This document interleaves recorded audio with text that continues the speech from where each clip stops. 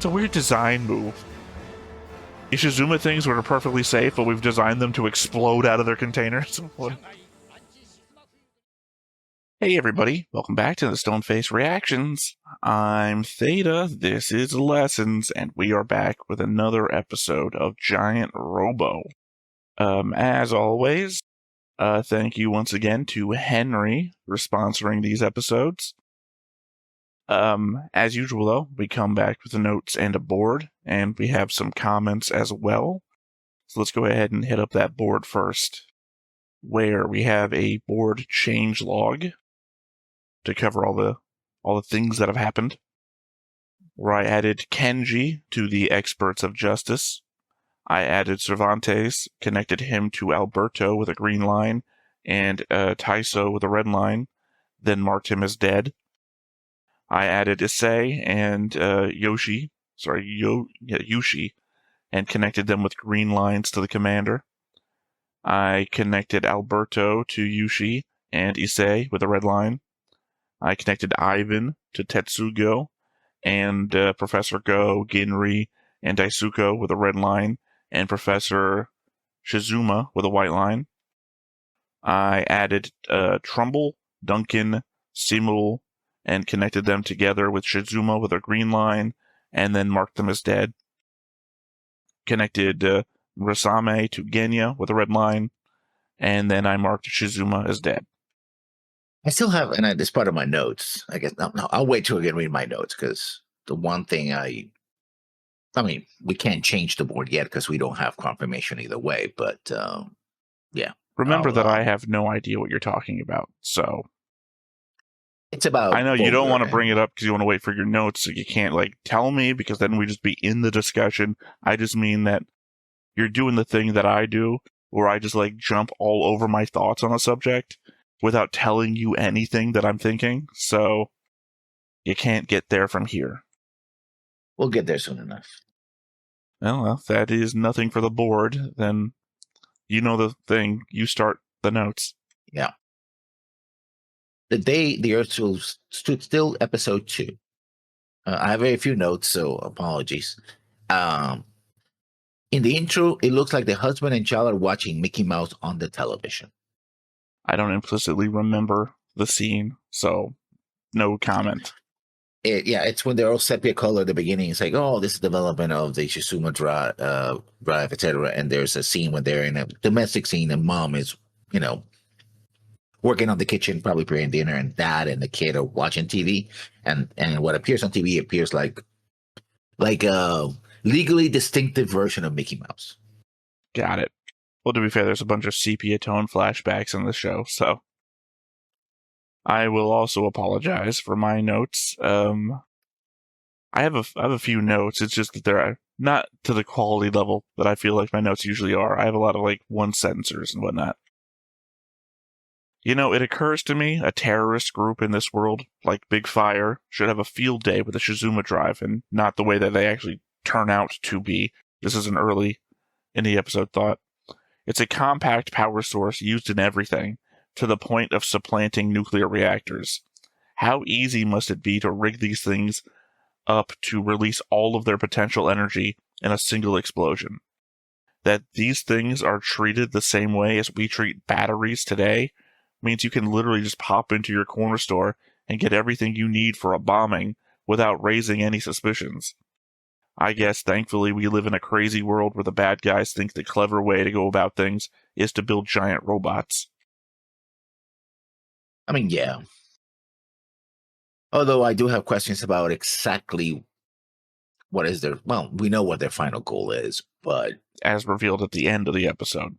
Yeah, Or what part of their final goal is, because it seems like we're dealing with an element of, here's the goal, and here's another guy who has his own set of goals. Which leads me to my second note, because I talked earlier about that.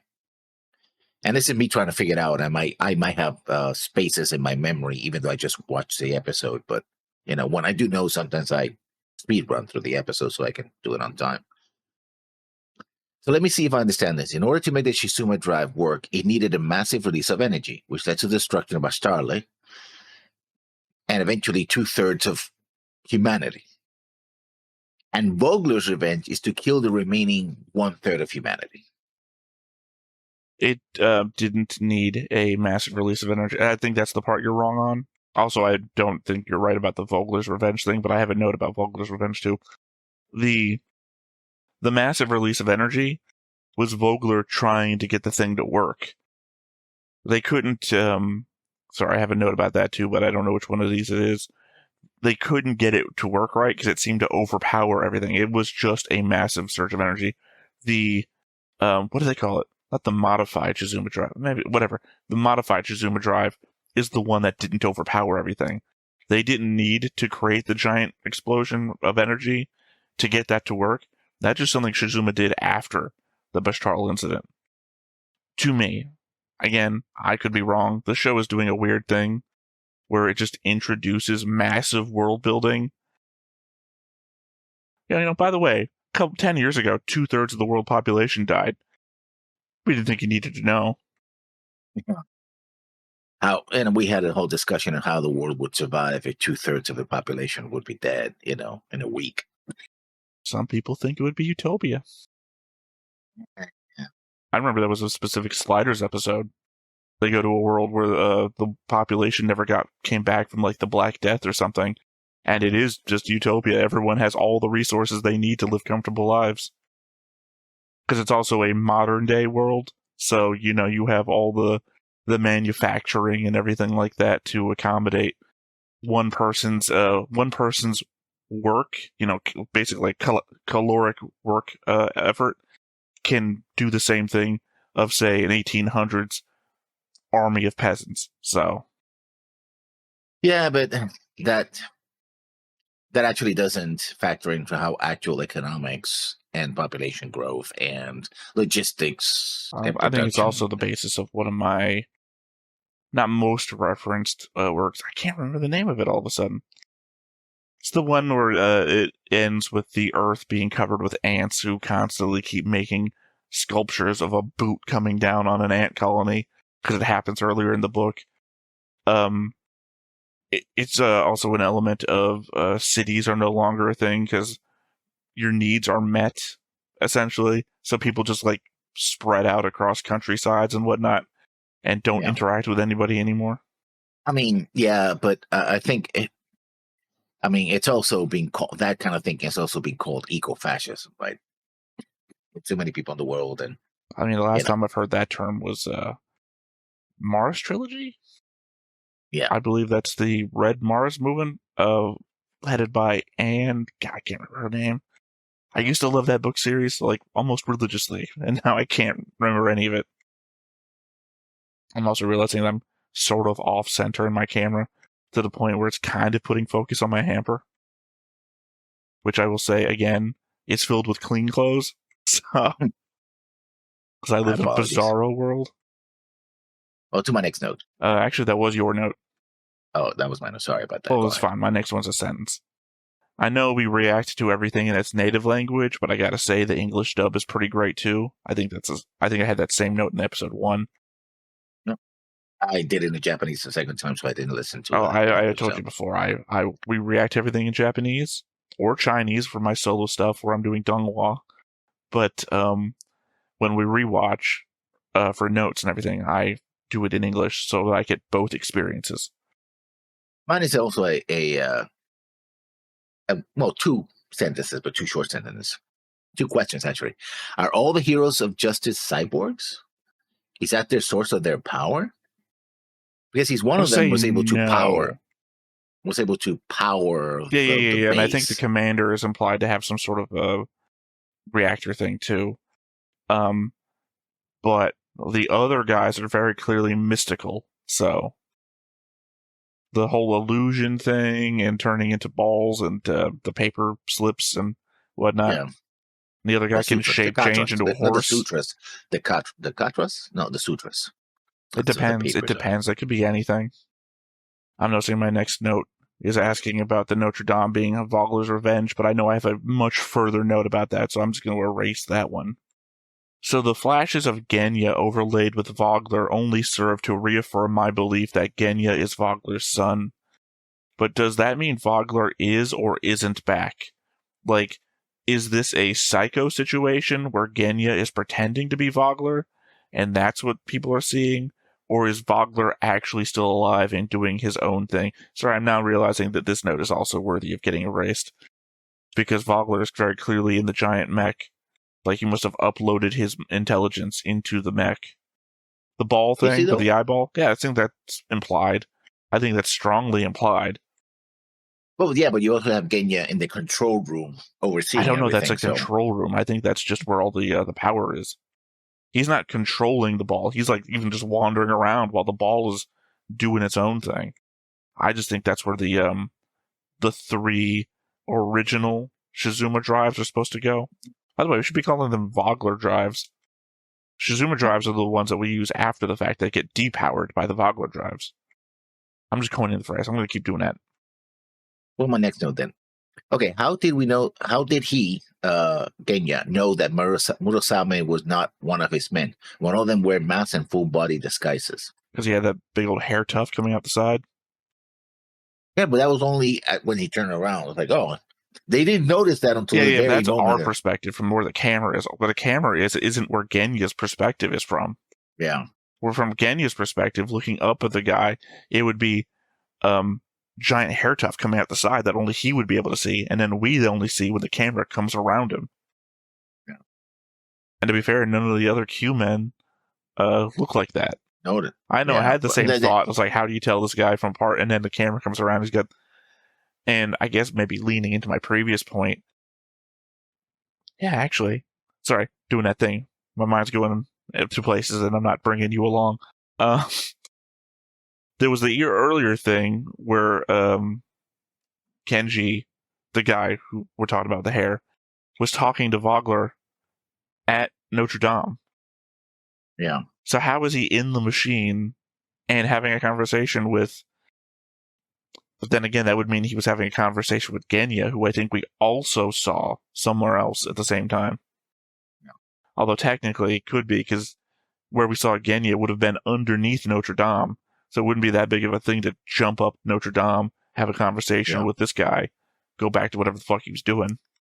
Anyway, if Vogler is Genya, as per my previous thing, he would recognize this guy because he had a conversation with him just earlier. Yeah, that is more credible. But then nobody spotted him until he got into that, until they got to try to steal the... I mean, sure, all he has to do is keep his head turned a specific way. Yeah. Don't mind me. Hair? Who knows? No. So the commander was just about to enter the battle himself after being told that communications were down and they couldn't send reinforcements to Taiso or contact Daisaku. A golden ball drops down in front of the room, but more confusingly, he instantly is able to communicate with Issei and Yoshi.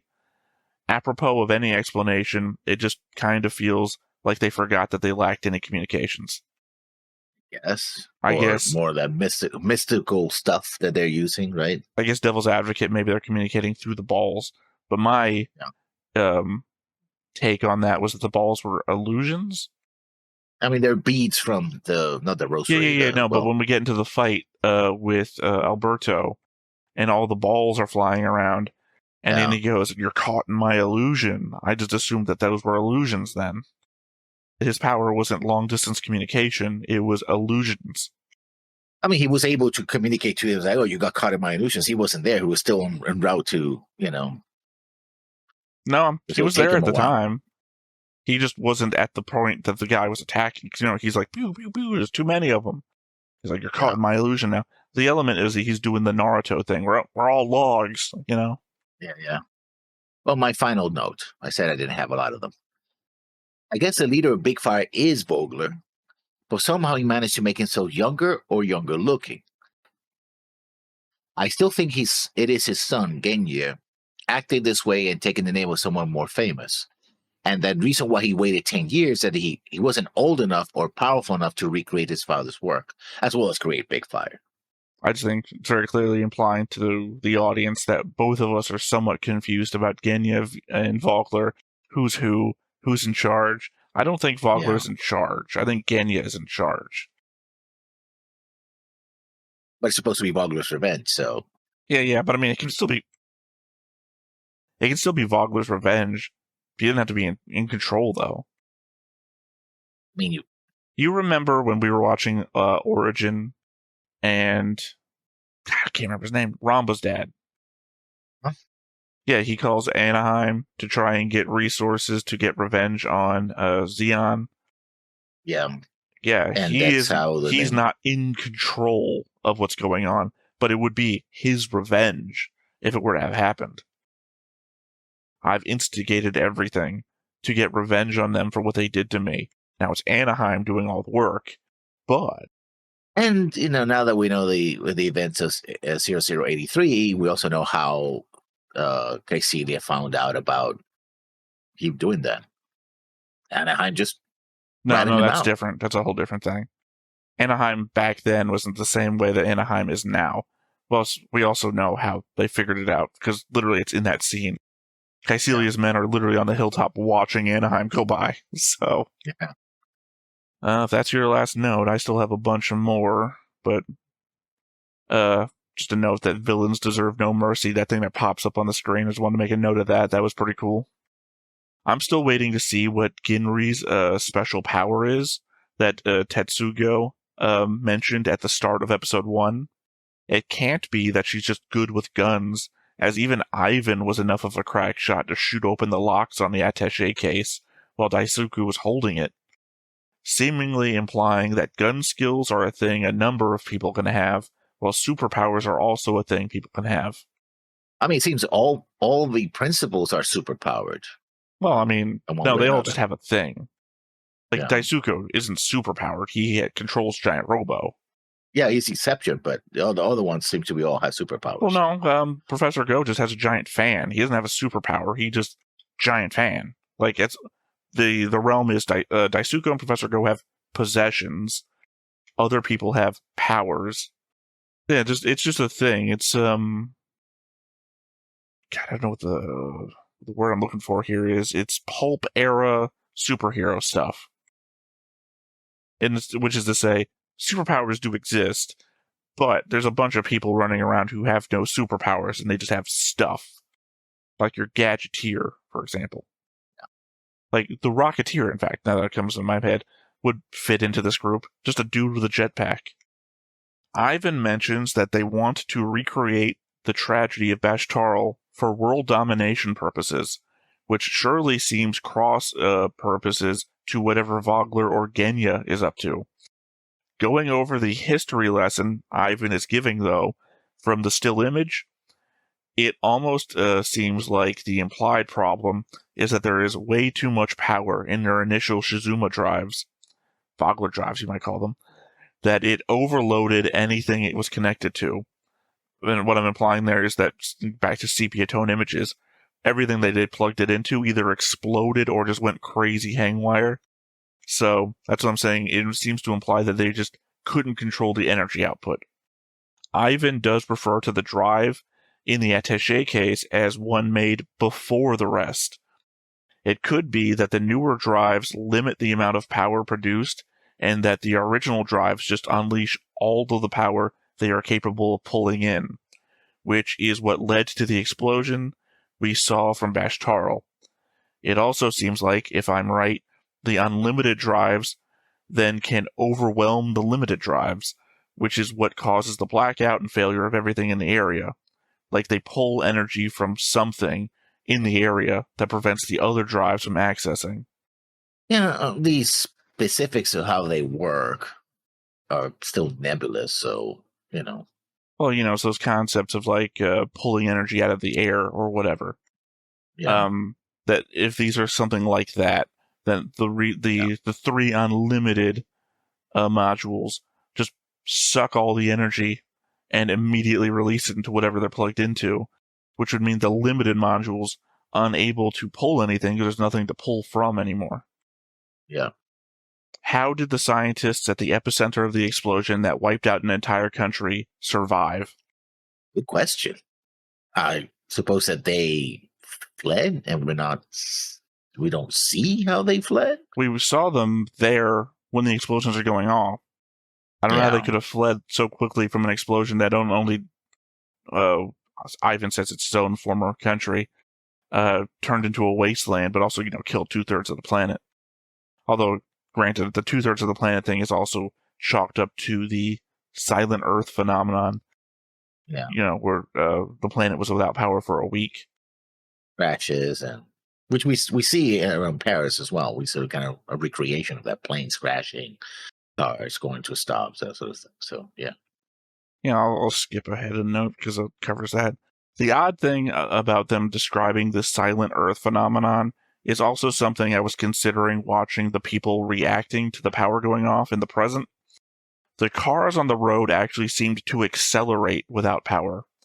The description of the past said that trains wouldn't stop till they collided with something. Unless they are saying that thermodynamics stopped working as normal, then that shouldn't be. Friction should have slowed the trains down over time. Even without an engine, you can still use a powered brake, it's just harder. Some of these things just don't seem well considered. I mean, yeah, cars should have slowed down as well. Brakes still work, stuff like that, That's what right? I'm saying. So Even if you consider powered brakes are a thing, without power, brakes still work. They're just harder yeah, to use. they're now pneumatic. The wheels work.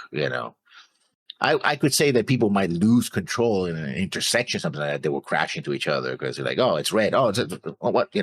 But most of the time, when power goes out, because I've been in situations, power goes out, people just stop. Like, oh, there's no Well, power. that's what I'm You saying. go, My do I go? observation was of the scene Yeah, that it seems like the cars accelerated when the power went out. And it's like, yeah. not how that should work. And then they're talking about the trains wouldn't stop until they hit something. It's like, no, I think the trains would slow down. Not like the power going out suddenly puts objects in the train's path. The train is on a set path, unless you were like so micromanaging the trains that they're constantly crossing each other's path every so often. It should have still been a Yeah. clear path for, maybe trains heading into station would have been fucked, but that's about it. And even then, a station should have, unless they're going to a depot, then that would be a problem. No, But I've in a seen plenty of station, crashes in India for some reason. All the videos seem to come from India of like train drivers that fell asleep, and they just crash in because you need to slow down before you oh get yeah, to the there's usually a station. curve or something like that. Yeah, then that would be a thing. Yeah. Yeah, I mean, I could say you could look it up. I would not recommend looking it up. There are always lots of deaths involved in these things. But yeah, I mean, like I said, unless you're a train heading to station, or say, well, no, because even if crossing the roads, it's not the expectation that the train is going to slow down. It's that people aren't going to be in the way. I don't know. Anyway, Vogler really is just insane. He helps create the Shizuma drive, goes to great lengths to try and implement it, even going so far as to wipe a nation from the face of the earth, then comes back 10 years later to get revenge on the world that's become dependent on the drive for the events of Bishtaral, both things that he is responsible for. Shizuma himself, in the flashbacks, was going to call it quits. Vogler is the one that pushed forwards. The scientists came to blows trying to get Vogler to stop, and he caused the Beshtal explosion. Vogler is the cause of everything, and the one trying to get revenge for it. I get that they revised the Shizuma drive after it, and he might be pissed about that, but the world blaming him seems justified so far. Which again reinforces my idea that it's not Vogler, it's Genya, right? The son, this from a who is the son of a disgraced scientist. Everybody's blaming him for that, and then seemingly to forget, put it in the past. Like, look what you did to my dad, right? You disgraced him. He's the one that made your world possible. So I'm gonna take revenge out of that, right? It's more of a displaced anger and hatred, right? And he being also the son of Vogler would have been like, I have no future because I've been displaced. Everybody blames him I mean, for it it, so could answer the therefore it falls on question him. of how did he survive? He didn't. But then Yeah. again, the idea that he's supposed to be in the giant ball.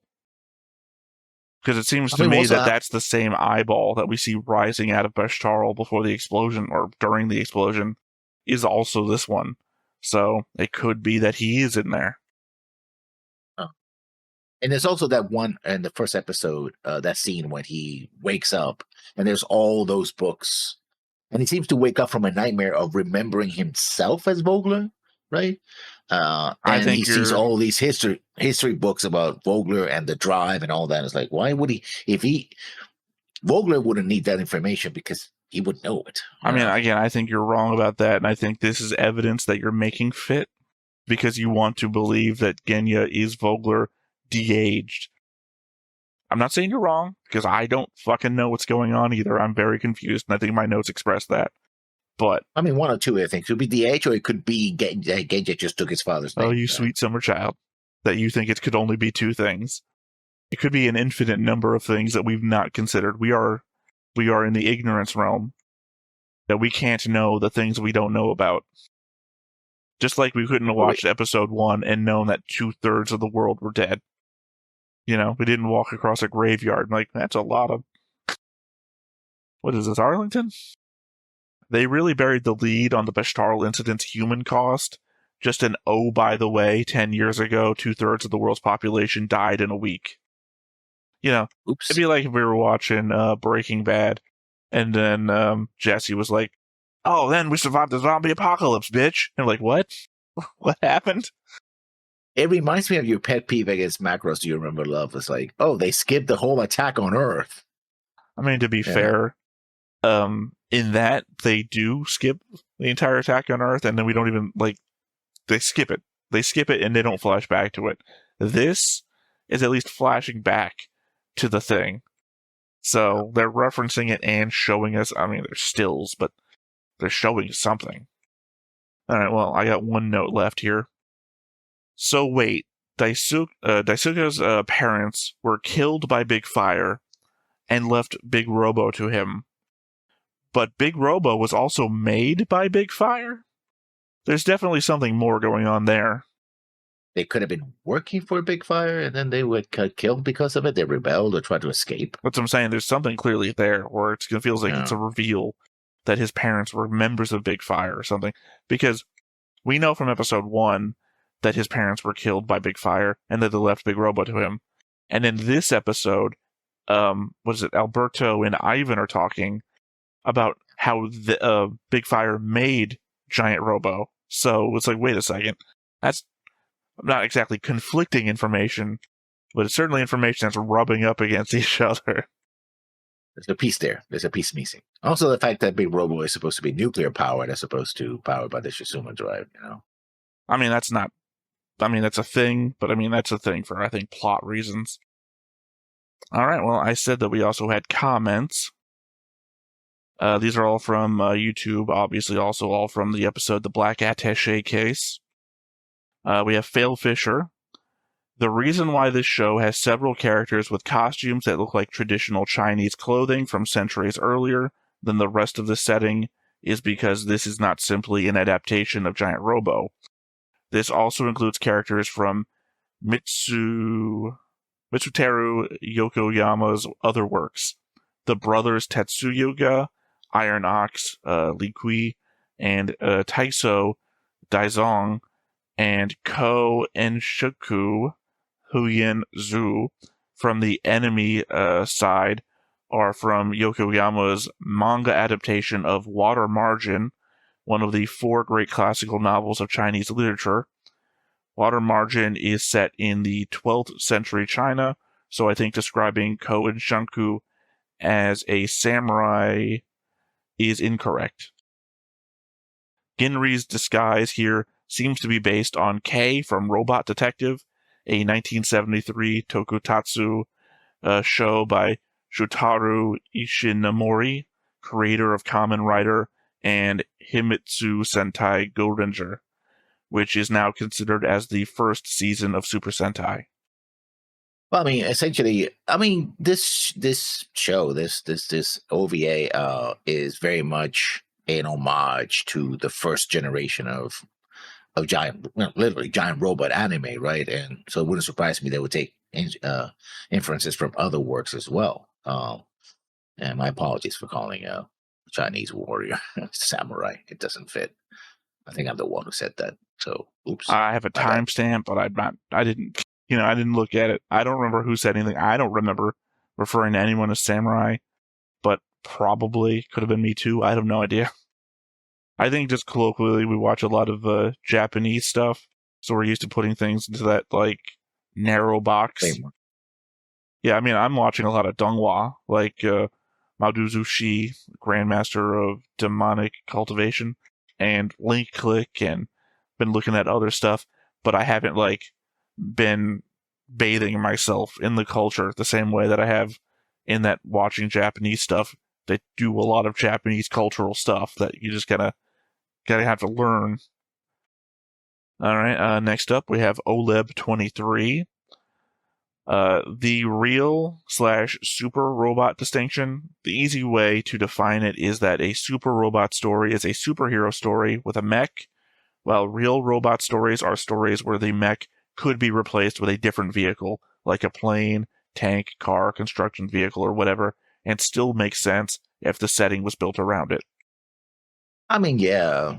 Again, real robot is treating the robot as a piece of machinery, So like I a guess by tank or that whatever. definition, Fast and the Furious is a real robot. And they're no robots, but they could have robots, I No, I'm suppose. saying that the mech could be replaced with a different vehicle, like a plane, a tank, a car, a construction vehicle. You could Technically, go to Fast and the Furious had space. a tank in one thing, but they also just have a Yeah. bunch of cars. Can you just imagine replacing all the cars with mechs? Because that would just be the reverse of this, and that should be also correct. You should be able to replace cars with mechs, and it still makes sense. Dom I Toretto mean, with a Gundam. it would make more sense for them to be able to go to space that way than with a car, but sure. I've legitimately only watched the very first Fast and the Furious movie back in the day Uh-huh. when it came out. I never watched any after that. Actually, that would be a very cool, like, oh, yeah, we're mech racing, right? Well, I mean, GPX was a mech racing anime, so, that's the thing. But that was more, more like Formula One, like street racing with mechs. I'm just saying, you can Like, take a bunch of these things. If you take this as the concept, you can take a bunch of these things that just feature anything about cars, right? Just replace it with mechs all of a sudden. I would even put it. I would even put it as an offshoot of the Pat Labor universe, right? Pat Labor has the cops that are, have giant Yeah, I've seen robots. some Pat Labor. Yeah, Although I always called it Pat Labor. I never called it Pat Labor. I have no idea. If I don't hear it, I don't. It's whatever I read. Gone in 60 seconds, but with mechs. yeah. Oh, that'd be awesome. Only also because it would be mechs and what was his fucking name? Nicolas Cage. Nicolas Nicholas Cage. Cage Yeah, and mech. We got 60 seconds to steal the Gundam. Oh man, it's already fucking Gundam. yeah. All right. Lastly, here we have Second House. That's the translation of their name. It is probably one of the pinnacles of cell animation and a masterpiece that will never be surpassed. The music, animation, and story are all composed to a remarkable high standard, and what is particularly eye-catching is the performances of the voice actors at the time, who are at the peak of their powers and are called a textbook for modern voice actors. So there is always something new to discover whenever you watch it. I mean, it's certainly high quality. I've been enjoying that as much and anything else, right? And high quality in the sense that they are trying to maintain or recapture that sense of the 1970s, late 60s, 1970s anime, but doing it to modern appreciation, which ironically a lot of modern anime tries to do and fails, right? Mostly because they more rely on CGI. CGI has its own, peculiarities that do not conform to replication of cell animation, right? So there's that. But yeah, I mean, I'm loving it. No, again, normally and when I was a kid, I grew up with giant robots, and then I moved on to real robots. But this is one of the few takes was like, yeah, I'm enjoying going back to you know heroic giant robots. I don't think I ever watched anything Super Robot as a kid. Oh, I watched tons of it. Well, I already mentioned before the first two anime that I ever watched was like mid 90s, which was the second Irigatsu movie, Beautiful Dreamer, and Galaxy Express 999, the Roger Corman cut, which was the worst way to watch that, as it turns out. That's definitely no super robot in there. And then it's whenever Toonami comes out. And then Toonami didn't have any super robot stuff that I can recall. Oh, Evangelion and Big O, but that was later on. Big O's not super robot. Big O is. Oh yeah, Big O is pretty much super robot. At what point it's is super? At what point is Big O super robot? It doesn't do anything super. Super robot is superhero shit, as described by Olib23. He's Batman. He's Batman with a mech. He's not That's Batman. He doesn't do superheroes. Batman shit. The dude gets like waylaid by normal human shit all the goddamn time. Do you remember a whole episode where he's trapped in an underwater building because it's flooded around the outside? Batman would have gotten the fuck Batman out of there. all the time. Batman would have put the thing in his mouth, would have swam out, and would have been fine. Roger Smith is just fucking trapped. Yeah. Roger Smith gets waylaid underground because it's dark. He's not fucking Batman. That's what I'm saying. And the Big O, it just does, huh. At best, the other Mega Deuces just have like super beam lasers, but that's not unbelievable. That's just a laser gun. Yeah. I mean, they are. It is. I mean, the original giant robots were not have all these weaponry. That started happening later on, like Massinger Z and Voltus 5 had beams and special attacks. But original was just big robots that were pretty strong, right? Like Iron Man 28. It's just a guy very much like Giant Robo with a jetpack. Dan corrected. I just Googled it real quick, and they're saying, yes, it's a super robot show. I don't. Clearly, Oleb's definition does not stand if Big O is a super robot show. Temujin, it's Ironman Temujin. I don't know how to say 29 in Japanese, so, I won't even try because that would be stupid. I'm just saying the idea that you could just replace Big O with, Oleb's definition, you could just replace Big O with a construction vehicle and everything makes sense. Whatever those demolition, the things you see in cartoons all the time with the big old wrecking ball on it. You could replace Big O with that. Roger Smith just jumps in. Wrecking ball's a thing. Still makes sense. Big O, giant tractor, he just runs it into people. I'm saying there's no big difference. Look, all it does is it's a piston. I don't get where the superhero element of Big O comes from, other than the fact that Roger Smith's nemesis for a time is essentially Hush from Batman. But the idea isn't that he's got a supervillain's what do you call it? Gallery? Rogues Gallery? Yeah, a Rogues Gallery. It's that he's not a superhero. Again, I'm saying Roger Smith would lose to James Bond. Batman doesn't lose to James Bond. James Bond loses to Mooks all the time, so that's what I'm saying. That Roger Smith isn't even James Bond level. Roger Smith is not like Roger Smith has to sometimes get saved by what's her name? Dorothy. Yeah, I'm sorry, I couldn't remember. I was called Robot Maid for a second. He gets saved by Dorothy sometimes. He's not like the man. All right. Before I get even further lost in the weeds, defending why I think why Big O is not a super robot show, I guess there's nothing left to do here but to hop on in and see episode 3 of Giant Robo. But before we get started, make sure that you hit the like button, hit that subscribe button, comment down below to feed that algorithm. On top of all that, if you want to watch more shows like this, unfiltered, uncensored, and uncut, as well as some early access stuff, you can check it out over on the Patreon. It's just $5 a month, but hey, no pressure. There's zero pressure in order to do that. It's just a little bit of extra support, and it would be greatly appreciated.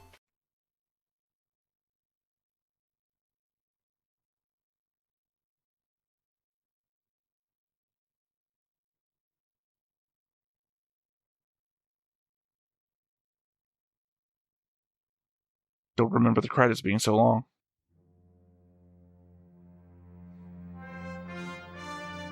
Didn't know we were watching Gundam today. Maybe that's an homage. Maybe. Hey, why am I not? I don't think we've ever seen it do that before.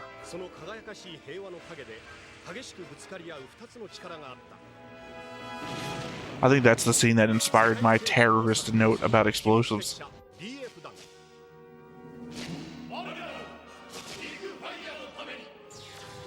They still very much remind me of the Atlantean group from Nadia.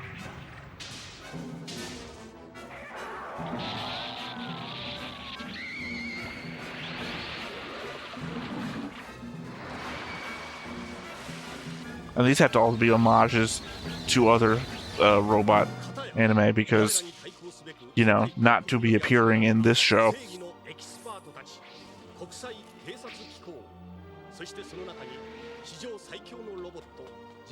Also, he has a generator inside of him, but so far his power has been to spit fire and make his hands glow. Yeah.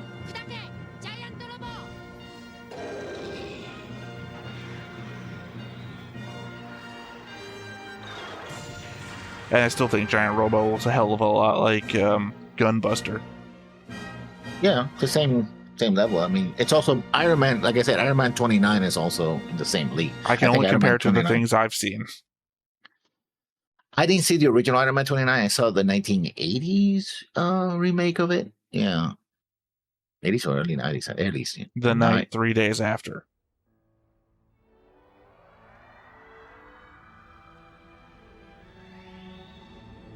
Three nights after the destruction of Paris? Apparently.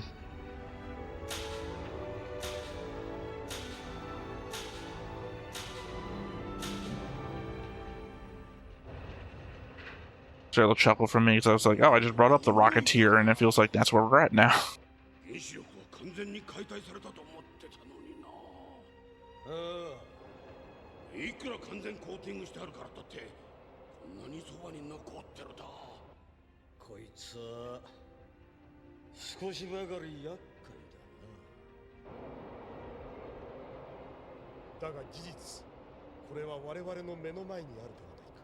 I guess their worry is the same way that, you know, puncture the Zaku reactor, it goes nuclear. Yeah.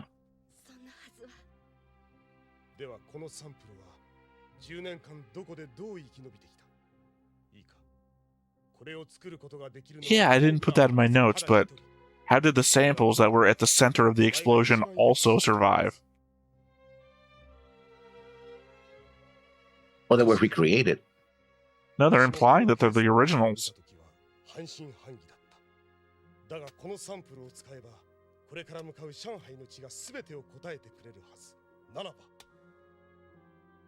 I don't want to be the asshole in the room here, but you could just break it, and they'll never get it then, if you just break it.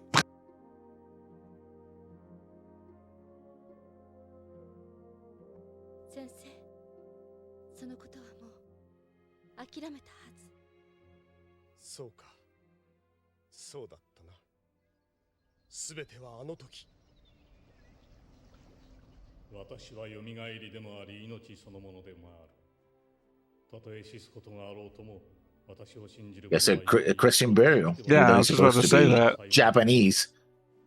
Well, I mean, they're clearly talking about Jesus in their funeral ceremony.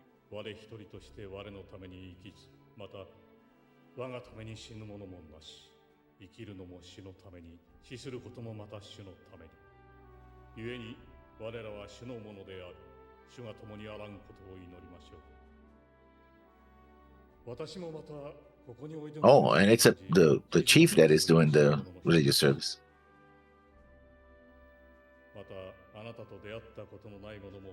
What do you think this flying contraption is powered by? Do you think a Shizuma drive? Because given that our enemy is really good apparently at shutting down Shizuma drives, I don't want to be in the air in this thing. Well, I think it's supposed to be a hot air balloon. Oh, no, maybe it's gas powered because it was shooting out flames.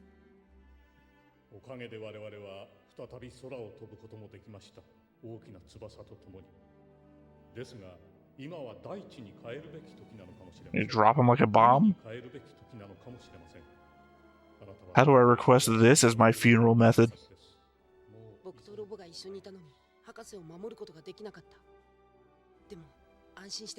Yeah, even it has a cross on the shell, so yeah.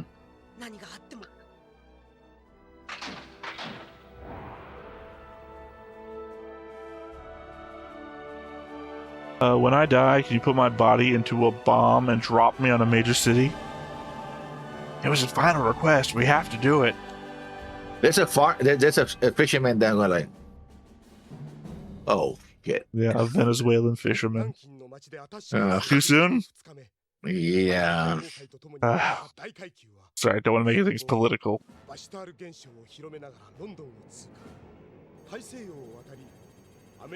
So it just rolled across the bottom of the ocean? Oh, it's well, floating. that was timed, huh? I saw 2 towers in that one.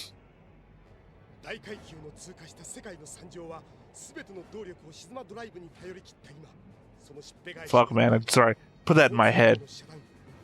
The terrorist organization Big Fire attacked New York and the 2 towers are still standing.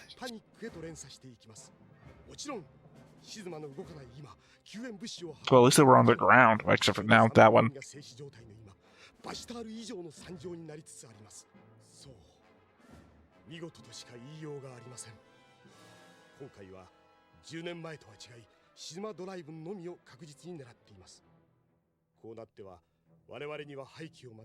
I think I mentioned this in episode 2 in my notes.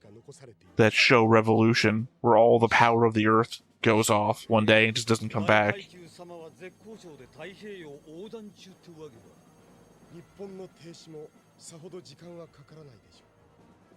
Again, either it's bobbing up on top of the water, or it's rolling across the bottom of the ocean. No, you see it floating. It just floats. No, we've only seen it rolling across the land. We haven't seen it in the water. No, it just floats. It just floats. No, it's rolling. No, it's not. If it's floating, why would it roll? We see it rotating. No. Yes. By the way, next 20 minutes. No. Yes. No. Yes. No.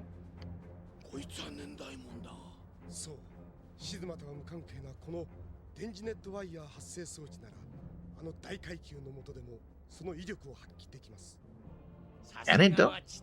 Yeah, I mean, you already said it's powered by a Shizuma drive.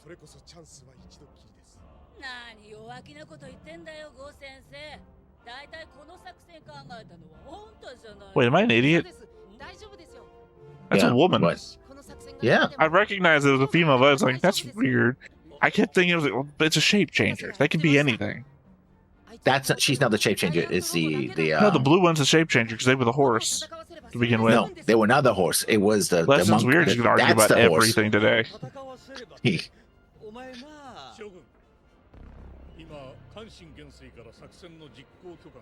Who are you saying that's the horse?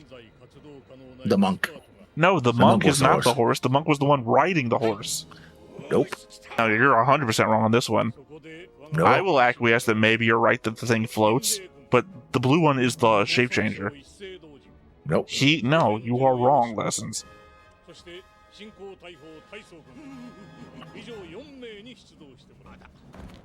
I was hoping to go down the list and you'd be like, and blue guy, the shape change.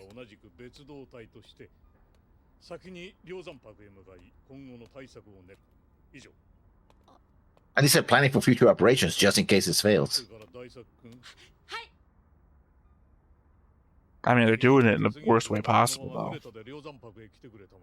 They're in a flying machine that'll be taken out of the air the moment the nullification field hits it. And they're playing this to capture the ball with a Shizuma drive-powered object. No, I don't think it's a Shizuma powered. They basically said it was a Shizuma-powered drive for the electrical net. Well, they say it doesn't depend on it. That's why it would work. Yeah, Lessons, we are going to argue all day. Or at least for the next 2 hours.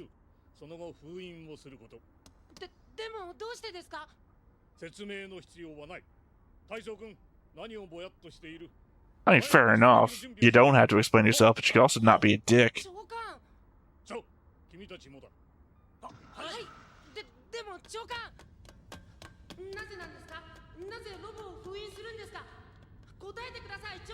Because Big Fire made it? How about that reason?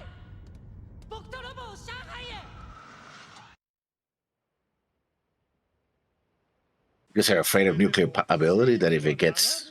I think Commander already knew about that. Yeah. Maybe it's an element that Big Robo is like your ace in the hole, so don't throw it out there.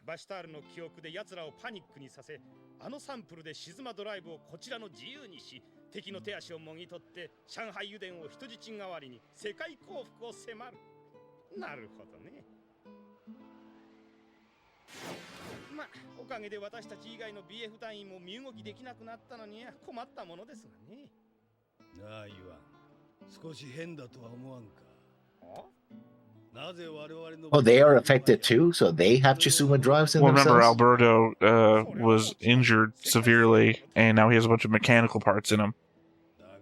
He implied that, was it Taiso took his eye, and then his eyes is like a mechanical thing.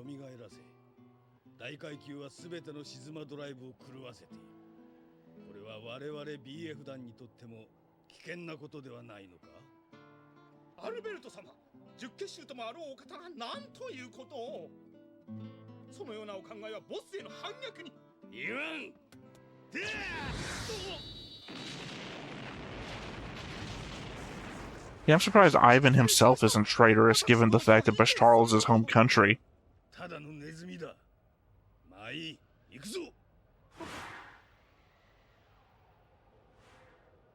Yeah, the old Twilight method.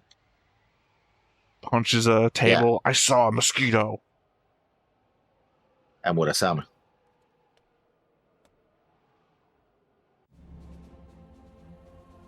Who is the Murasame, the immortal, so...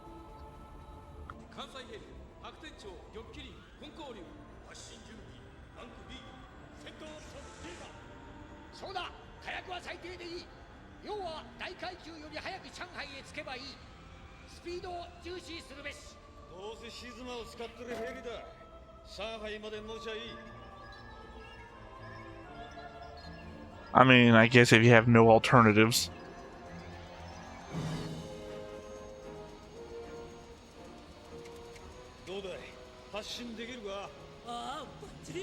You know, they only had 10 years and 1/3 of the Earth's population, and yet they really went to work on dismantling everything that wasn't a Shizuma drive. You'd think you'd have a bunch of leftover stuff. They do say that the only thing that's working is like solar power and a few fossil fuel drives that are out there. Right, right, but they're saying they're not pulling out the jet engine fighter jets or, you know, electric helicopters or whatever. They're pulling out Shizuma drive shit all over the place.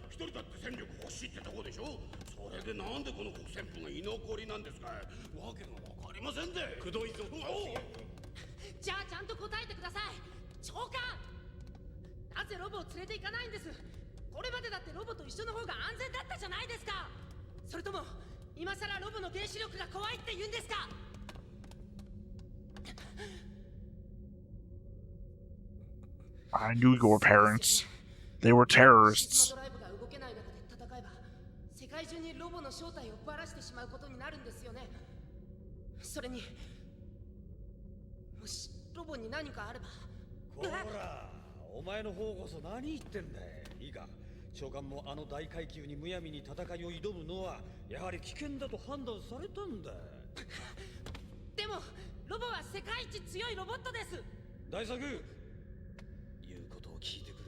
Also, I don't think the world would figure out that Robo was nuclear powered just because it was still fighting.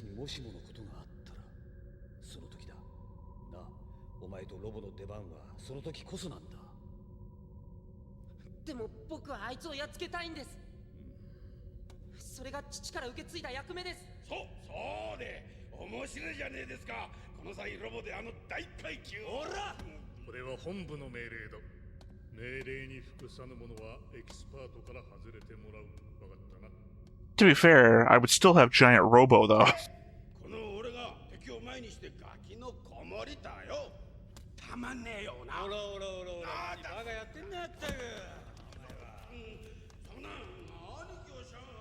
I mean, just saying, not being an expert means you just don't have the supply network and all the resources of them, but Robo can still get you anywhere. It's got jet engines on it. どうして沈むドライブじゃダメだったんですか？なぜロボは原子力を使わなければならなかったのですか？ And why are we complaining about this? I don't know, people are scared of the nuclear thing, but 黙ってるだけですか？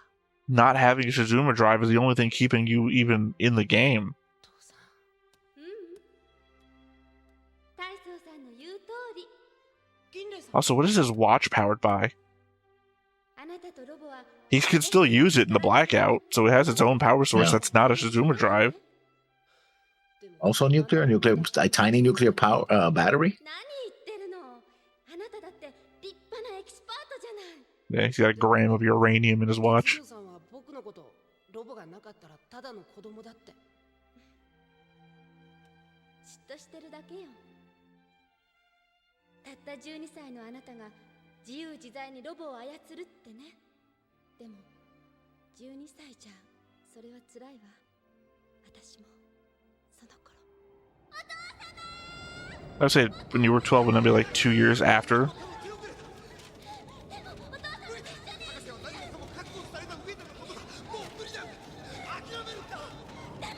のままじゃあまりにもひどすぎる。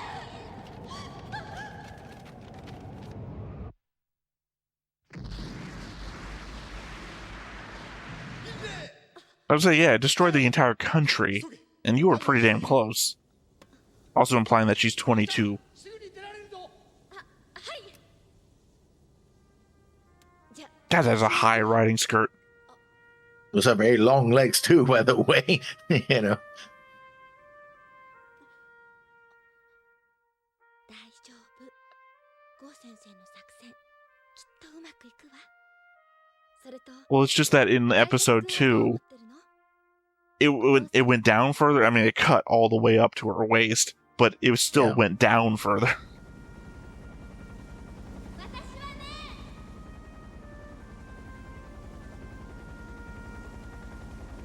Great, Sorry, she's I gonna can't die. Yeah. Well, this is literally shit that we're gonna flash back to when she's dying. It's like we're gonna remember what she said because we didn't hear it this time. Yeah. Also, not for nothing, she's the emotional connection for a bunch of characters. So clearly, her death is going to be the inspiration for something.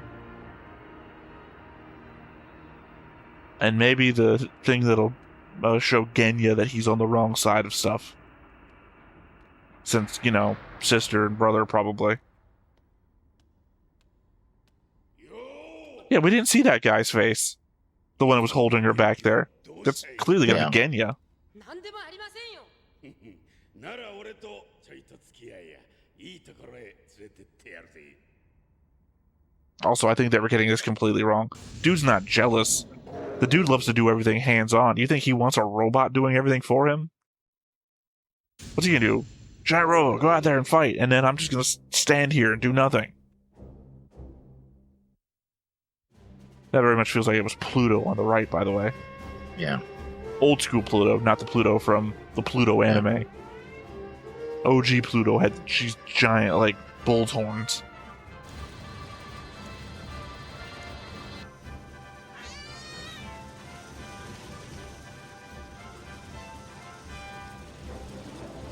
That's a weird contraption, but hey.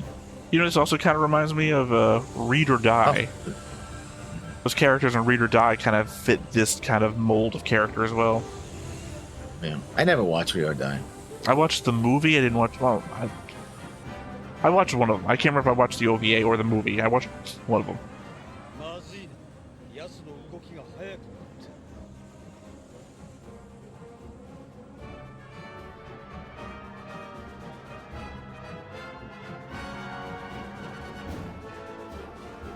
Told you it was floating. Yeah, and I told you were probably right. And then now we wait for the blue person to shape change, and I'm going to tell you that I was right, and you're going to have to admit that I was right. See, that's what I'm saying. It's not a control room. He's just like sitting in here. But he's talking as if he was with Volgar, though. Also, I think that the dude on the right there is going to turn out to be Cervantes and still alive. That's probably why they don't talk. It's a weird design move. Ishizuma things were perfectly safe, but we've designed them to explode out of their containers. What?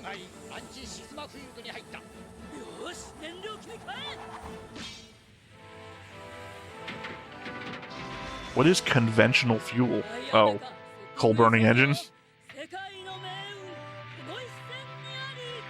Come on, transform for me. Prove me right before the episode's over.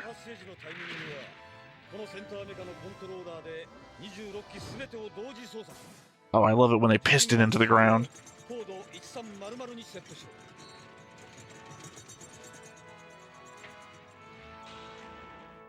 Oh, I thought those were going to be artillery. I didn't realize that they were the electromagnetic net thing. Yeah.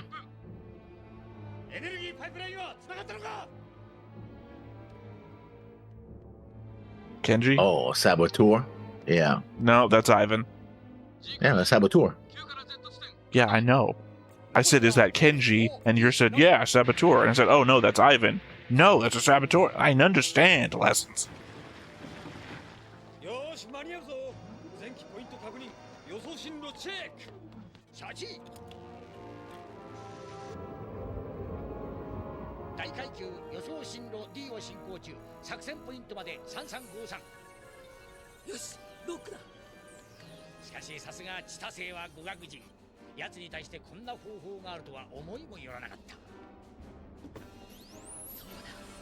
I mean, he is the professor.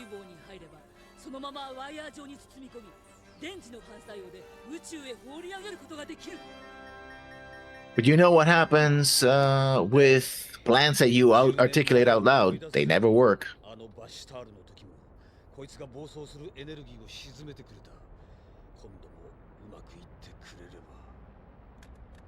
You know, let's hope that they didn't plan around the one thing that went wrong last time.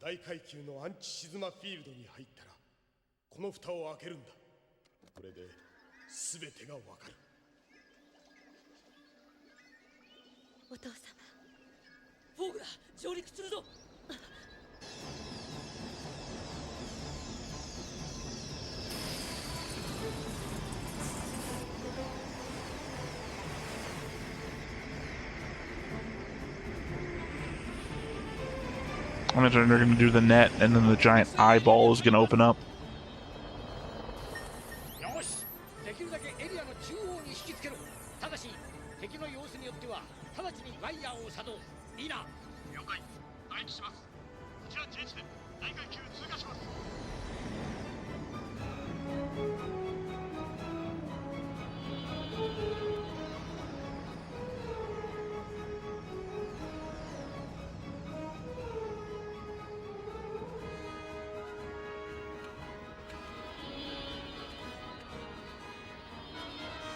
Also, if that was Ivan, then Alberto should be somewhere around here too. Yeah.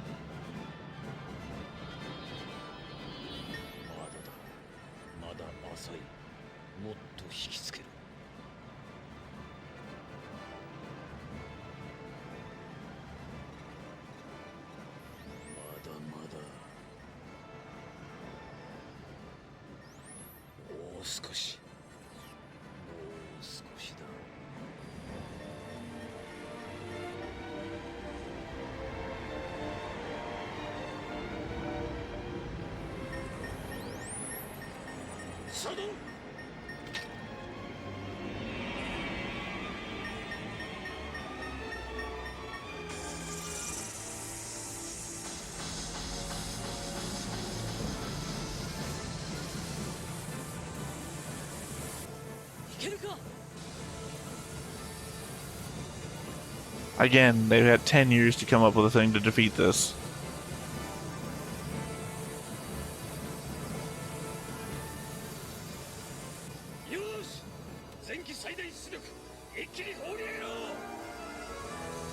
And one of those things explodes.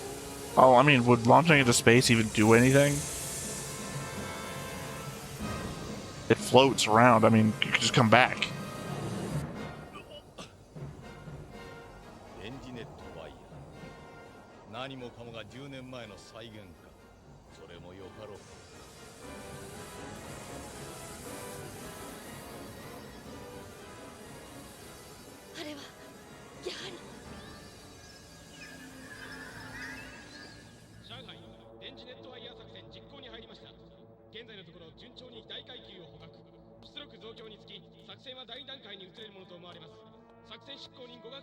Oh, from a distance, I thought that was Alberto. They do look kind of similar, especially from the side, when you can't tell it's a full set of sunglasses versus one thing. データは正確にトレースできている。このシミュレーションから全ての答えが出るはずだ。そして Oh, that's his reflection. I'm like, what the hell? Yeah, I was like, do they have a dude in the thing? Yeah. 長官、ゴー先生、大変なことになってしまった。はあ、グレタ・ガルボがウーハン上空で行方不明になった。なんですって。これは最悪の事態だ。 Yep, they've weaponized COVID.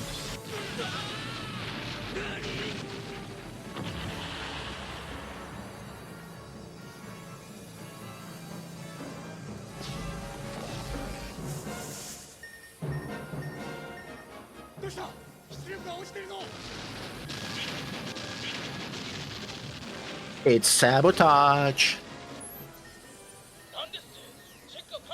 I guess that's for you Beastie Boys fans out there. 貴様さよ、ビッグファイヤーのエキスパート、オロシャのイワン。踊れ、せっかくの作戦を。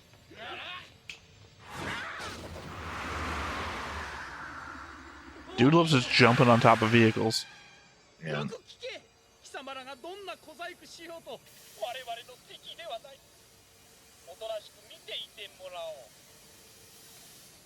おう。うらえな。 I thought that was really weird too. The top of his mech Yeah. robot thing shrunk down to a car last episode, remember? It's this huge thing and it shrank into a car size.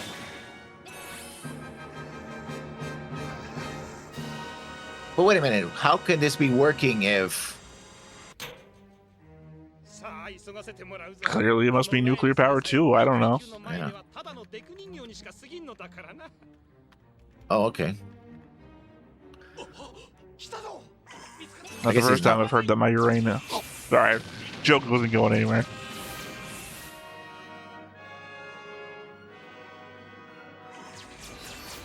No, it can't be nuclear powered because we saw it shut down last time in Paris. Yeah, he says that eventually when the... I guess the field is protecting it? Except that he's turning Oh, down no. the field. Yeah, he says eventually when it goes down, it will... Fall from the sky because it's floating せっか too. くの作戦もこれでおしまいね。無念。ぼーっとしてる暇はないぞ。気をつけろ。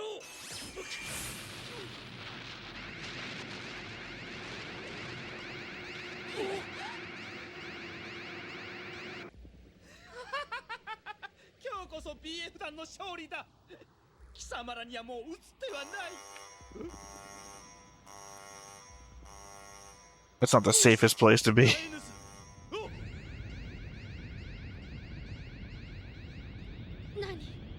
Big Robo? Yeah.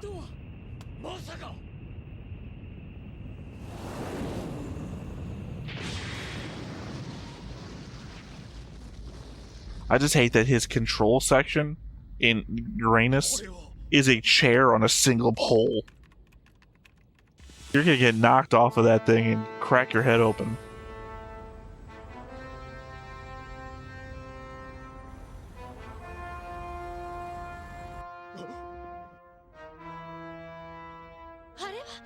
And that's what you get for don't explaining your reasons. するとこの塊は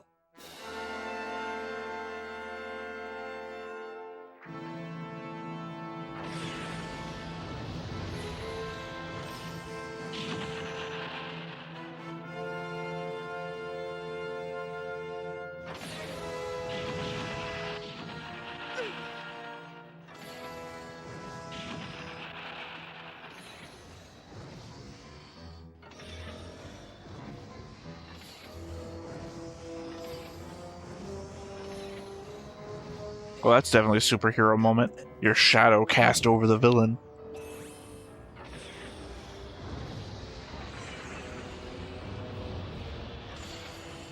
出たかジャイアントロボ。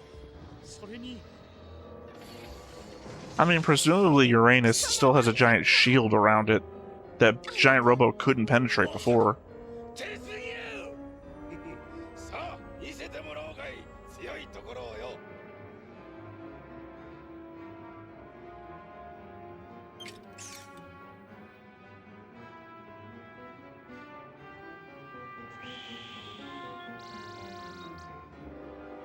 やれジャイアントロボ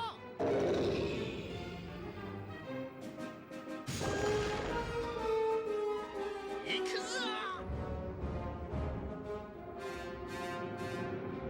Again, giant Robo couldn't penetrate the shield last time. This is dumb. I would say turn the shield on, ram him with the shield that he can't penetrate.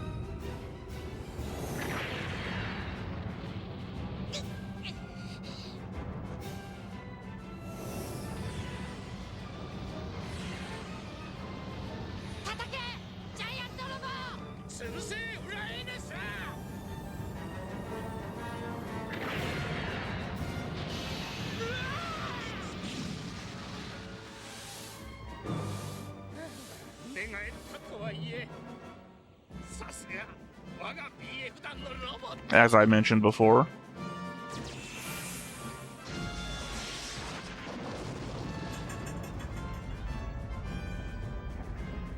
That kid needs to like find a better vantage point. He's like in the blast of everything that happens.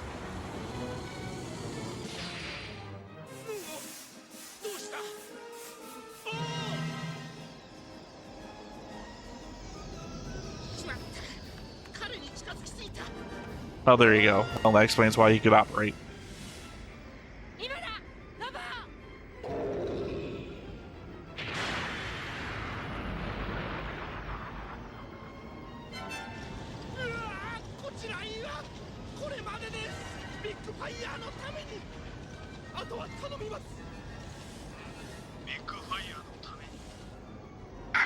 Can't remember the second half of it. It's everything but for Big Fire, Allegiance or Death or something like that. I can't remember the second half.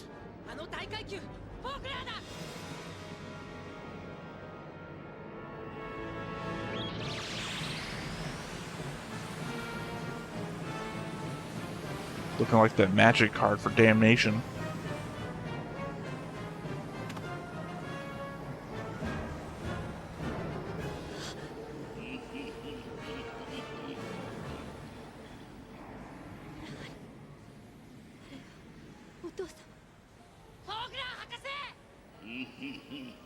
For a second there with that transition, I thought they were going to imply that Daisuke's father was also Vogler.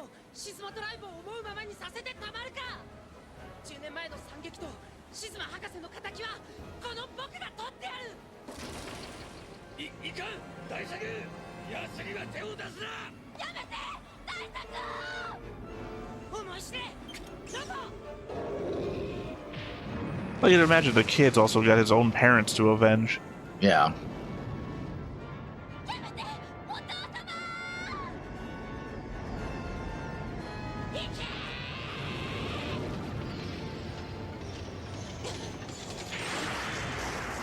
Well, shit. Don't you hate it when you bust your own fist open on the thing you meant to hurt?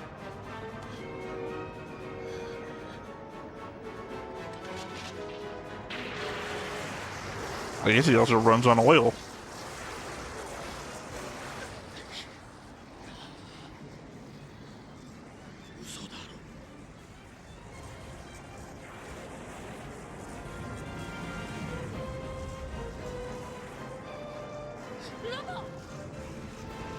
I mean, valid. Is he crying? Yeah, I mean, it seems to be. Or, you know, maybe just like recycle its own hydraulic fluids back into itself when it broke his arm. We know Big Robo has its own, like, thought process. The end. Ah, the fall of Chang. It's the end. Yeah.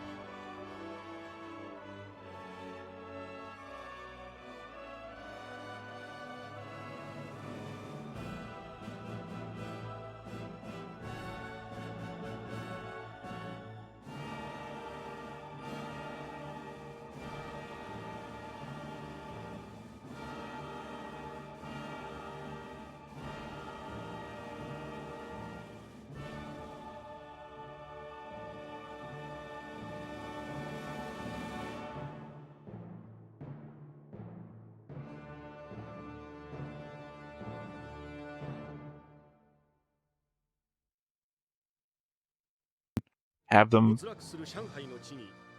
Win in the end, yeah. 銀嶺は震え、鉄牛は神戸を垂れる。養子と一世が戦いの炎へとその身を投げ打てば、アルベルトの衝撃が希望を切り裂く。そしてその渦巻く豪華の中でただ一人大階級フォーグラーに立ち向かう大将は、いいか大作、お前は一人じゃない。みんなと一緒にロボと一緒に戦うんだ。そう、ロボはお前の大切な友達だろう。 No, that's Henry. わかりました。 Henry's the most important friend I have. 次回、豪傑たちの黄昏、勝利の鐘。 Twilight of the Heroes. 立てるか、ジャイアントロボ。 Yes, because yes, it's named. The that show's answers named the after it. question. Yeah, yeah. We haven't seen the last of these guys yet. I mean, it's an interesting twist. You know, like usually it's the other way around. They beat the bad guys regroup, and then come back stronger than ever. It's like, oh no, we tried. Sorry, couldn't do it. I mean, it works. It is, again, a shorter episode, but I guess if you're trying to pay off the perceived failure of Giant Robo, then that's kind of where you need to end, and then come back with regroup, and then try to achieve victory, whatever way you're going to do it. There were 12 episodes? I have no idea. Many episodes. I'm not gonna. But yeah, I mean, I think I'm more in shock. Like, oh no, it completely didn't work, right? As opposed to like it bounced off or something. It had a field that protected it, right? Usually the way it goes. I guess the what shocked me was the way they went about it. It's like, you know, Giant Robo punches him and just the entire arm just collapses. Like, well, shit. Well, I mean, the element therein, I guess, is that we don't know how Giant. Well, they were doing work on it, so clearly it's very easily repaired or adjusted or whatnot. So the fact that its arm broke off shouldn't be a giant thing, unless we get to a point where we just don't have any facilities to do work on it. Yeah. You know, if they do a Silent Earth thing again, then it just wouldn't be anywhere that you could work on it. Yeah. Yeah, so... But it makes sense. I mean, I wasn't anticipating an ultimate failure here. Yeah. Although I guess I should have been by at least the last 10 minutes when Ivan shows up and is messing with stuff.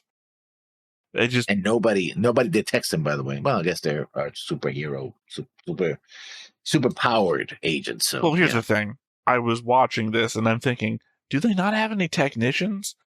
Keep in mind, I'm talking about back when we're looking at the one device that's manned by like 4 of our experts of justice guys.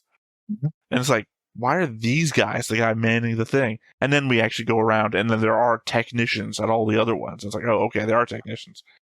But Ivan attacks the places where the technicians are at, not where the experts of justice are at. So yeah, that was a big failure. It's like, spread you guys out. Make sure that nobody, attacks us. Well, to be fair, I think there's only like 12 experts of justice. And some of those guys were out somewhere else, the Commander and Professor Go. And there's more than 12 of these things. So there was never going to be enough of them. Ivan was always going to have an opening. Well, you make it harder if you're patrolling, Also, they must have telegraphed everything so clearly because Ivan got here way early and buried Uranus in the ground. Uranus was already... This is like War of the Worlds. They're already in the ground waiting for us. Yeah. But also, he did it in the middle of Shanghai, which means that he not only buried Uranus, he re-concreted the ground and everything. They may have buried it from, come from another place but then that would have also... And everybody, it does have a giant drill on the bottom. We saw that. Yeah.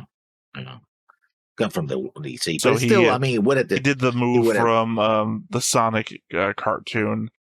From back when Sonic Sat AM, there was the the weekday Sonic cartoon, which I don't remember what name was. Sonic and Friends or whatever. Where you had Grounder. I'm pulling nostalgia for a very select group of people out there.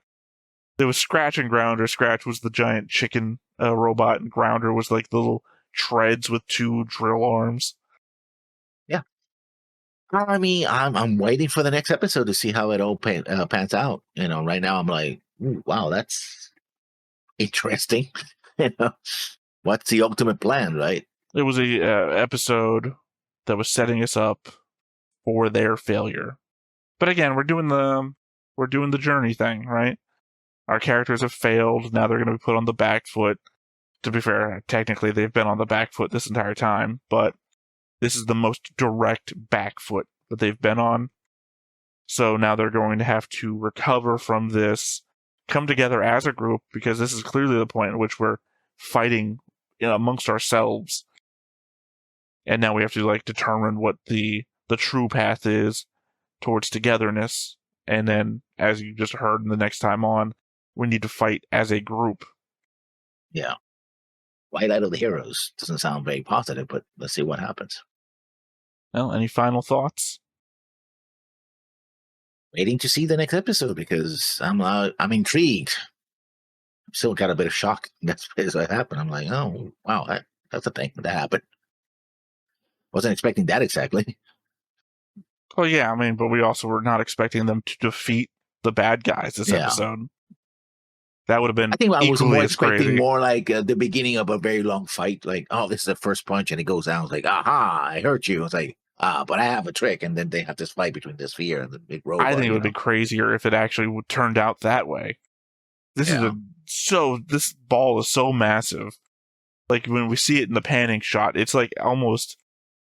I don't know. It's not as big as the city, but it's a percentage the size of the city. And Giant Robo, despite being giant, not that big. It'd be more like sorry, my brain keeps going to Nadia for some reason. When Nadia crashes into the giant thing at the end of Nadia, the Secret of Blue Water. Well, you looked confused for a second, like you didn't know what show I'm talking about. You've expressed knowledge of Nadia in the past, so yeah. Well, when she liberates she basically liberates the creatures from the attack of the giant machine that it's. When you said liberate, I thought you were going to talk about the robot guy bugs on the inside. What are you talking about? I'm talking about the bugs. Bugs. What bugs? Is it not the Blue Water, the series where I think you're thinking of blue gen. I think you're thinking Blue Gender. No, Blue Gender is different. No. Yeah, but that has the bugs thing in it because Nadia, the Secret Blue Water, doesn't have any bugs. I don't know what you're talking about there. Yeah, it's they live because the world becomes toxic. No, and these creatures. You are way off. Nadia's Secret Blue Water happens in I don't know when the first World's Fair happened. Yeah, it's like regular Earth. Nadia Blue Water. You need to figure out what you're talking about because that's not Nadia. Of this Nadia, the Secret of the Blue Water. Yeah, okay. There's no insects in. Oh no, I'm not. Yeah, this is not the one I'm talking about. As I said, I think you're talking about Blue Gender because Blue Gender is post-apocalypse and has a bunch of insect creatures all over the planet. No, at least has the word blue in it, and that would make sense for me why you'd be confused. Nausicaa of the Valley of the Wind is the one I'm thinking about. Yeah, that classic Ghibli piece. Very easily confused with Nadia, the Secret of Blue Water. And I keep mentioning Nadia, Secret of Blue Water. The Atlanteans, they all have the... I know they're not probably based on the KKK. They're probably based on the Vatican Knights, I think what they are. Well, the Hoods? Yeah. I'm trying to remember the organization.